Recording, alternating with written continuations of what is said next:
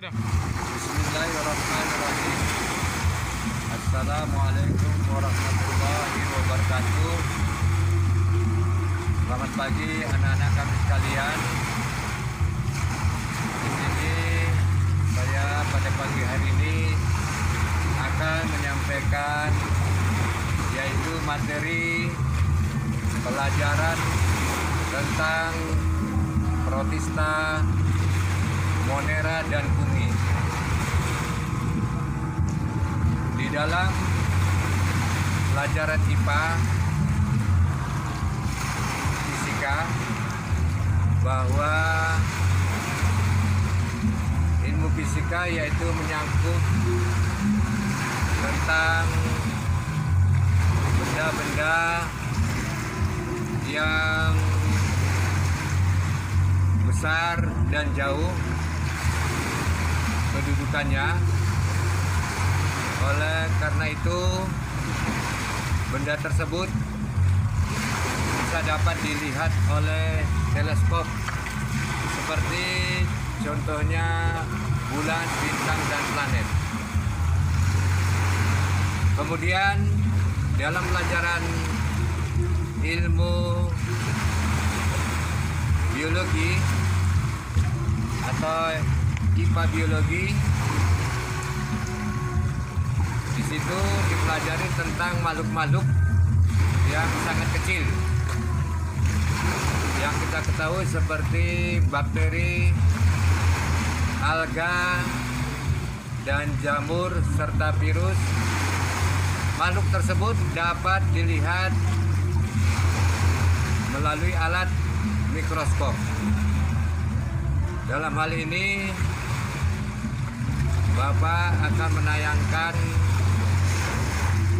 tentang yaitu pelajaran protista, monera, dan fungi atau jamur, dan ini dapat kamu lihat lebih jelasnya pada video yang akan saya tayangkan nanti. Kemudian tugas-tugas nantinya akan saya sampaikan melalui video ini, dan insya Allah jangan lupa untuk melaksanakan tugas-tugas tersebut di rumah masing-masing. Demikian kata pengantar dalam materi pelajaran protista,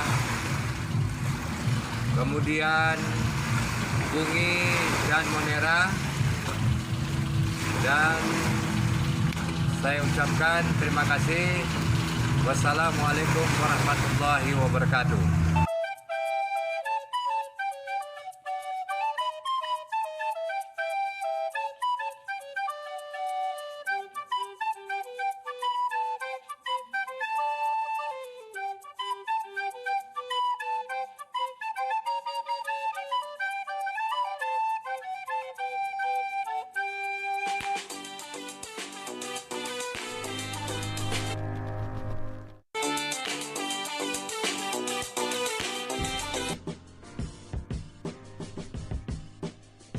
Makhluk hidup yang termasuk ke dalam kelompok monera memiliki ukuran mikroskopis, berkisar antara 1 sampai 10 mikrometer. Untuk melihatnya dibutuhkan mikroskop yang memiliki pembesaran lebih dari 1000 kali. Ciri-ciri makhluk hidup kelompok monera adalah selnya tidak memiliki membran inti atau prokariotik, bersel satu, dan berkembang biak dengan cara membelah diri. Kingdom monera terdiri dari bakteri dan alga biru.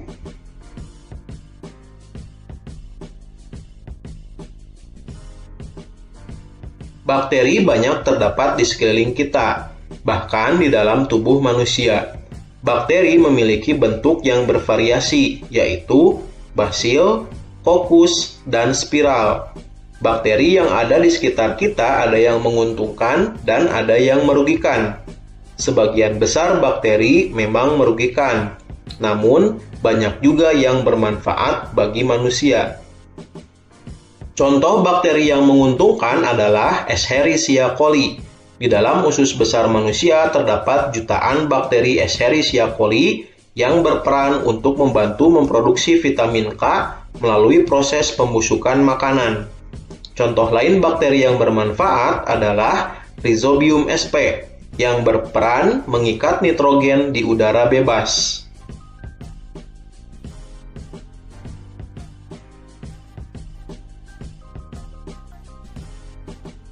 Terdapat juga bakteri yang merugikan manusia, seperti Clostridium tetani yang merupakan penyebab penyakit tetanus, Vibrio cholera yang merupakan penyebab penyakit kolera, Mycobacterium leprae yang merupakan penyebab penyakit lepra, Salmonella typhi yang merupakan penyebab sakit tipus, Mycobacterium tuberculose yang merupakan penyebab penyakit TBC, dan Bacillus anthracis yang merupakan penyebab penyakit antraks.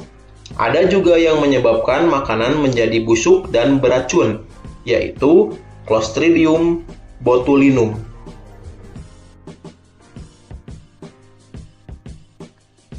Anggota dari kingdom Monera yang lainnya adalah alga hijau biru atau Cyanobacteria. Alga hijau biru telah memiliki klorofil sehingga mampu membuat makanan melalui proses fotosintesis. Sama halnya dengan bakteri, alga hijau biru belum memiliki membran inti sel.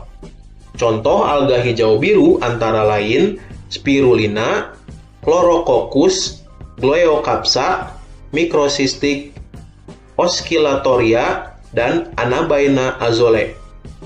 Spirulina memiliki kadar protein yang sangat tinggi dan dapat meningkatkan kesuburan tanah karena mampu mengikat nitrogen bebas dari udara. Kelompok kedua dalam klasifikasi makhluk hidup adalah kingdom Protista. Perbedaan utama kelompok Monera dan kelompok Protista adalah pada membran inti yang dimilikinya. Makhluk hidup kingdom Protista, selnya mempunyai membran inti. Sifat-sifat dari kelompok Protista ini sangat beragam. Ada yang bersel tunggal, dan ada juga yang bersel banyak. Selain itu, juga ada yang berukuran mikroskopis, dan ada juga yang berukuran makroskopis atau yang dapat dilihat tanpa mikroskop.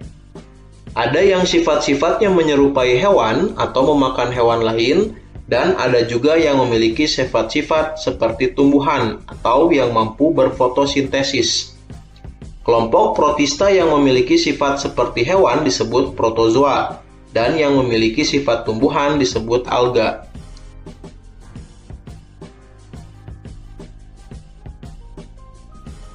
Makhluk hidup yang termasuk ke dalam kelompok protozoa adalah Paramecium, Entamuba coli yang terdapat pada usus besar dan dapat menyebabkan penyakit diare, dan Plasmodium malariae yang menyebabkan penyakit malaria.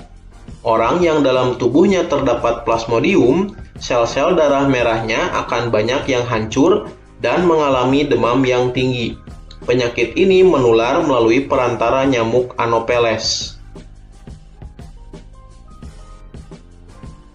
Alga yang termasuk ke dalam kingdom Protista adalah alga selain alga hijau biru.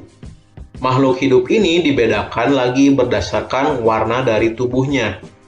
Yang pertama ada alga hijau atau Chlorophyce.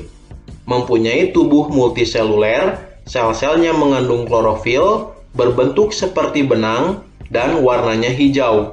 Biasanya hidup di dalam air tawar yang jernih dan menggenang. Contohnya adalah Chlorella dan Ulva lactuca. Alga coklat atau Phaeophyce mempunyai tubuh berbentuk seperti tumbuhan yang tinggi atau seperti lembaran. Mengandung klorofil, memiliki zat warna coklat atau fukosantin, dan hidup di laut. Biasa digunakan manusia sebagai bahan makanan ternak, obat-obatan, dan bahan industri cat. Contohnya adalah Fucus, Sargassum, dan Laminaria. Alga merah atau Rhodophyce memiliki tubuh berwarna merah tua atau ungu, hidup di laut, mengandung klorofil, mempunyai zat warna merah atau phycoerythrin, biasa dijadikan bahan untuk membuat agar-agar. Alga pirang atau alga emas atau Chrysophyceae bersel tunggal, berukuran mikroskopis, memiliki klorofil, mempunyai zat warna coklat yang menyebabkan warna menjadi agak kecoklatan. Dapat ditemukan di dalam air tawar, air payau, dan air laut. Contohnya adalah diatom. Jamur memiliki ukuran yang bermacam-macam, dari yang halus kecil seperti benang hingga yang berukuran cukup besar. Jamur tidak memiliki klorofil, sehingga tidak dapat berfotosintesis untuk membuat makanannya sendiri. Jamur bertahan hidup dengan cara menguraikan sisa-sisa makhluk hidup yang telah mati dan menyerap sari-sarinya sebagai makanan. Jamur memiliki cara yang unik dalam hal cara memperoleh makanannya.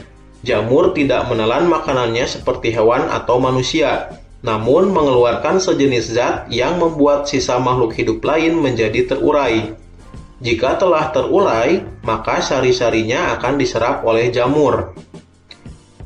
Jamur ada yang bersel tunggal dan ada juga yang bersel banyak. Jamur yang memiliki banyak sel atau multiseluler, tubuhnya terdiri atas benang-benang halus yang disebut hifa. Hifa tersebut akan membentuk suatu anyaman yang disebut miselium. Jamur biasanya hidup di tempat-tempat yang lembab dan sedikit terkena sinar matahari. Bersifat saprofit atau hidup dan makan dari bahan organik yang sudah mati atau busuk, dan bersifat parasit.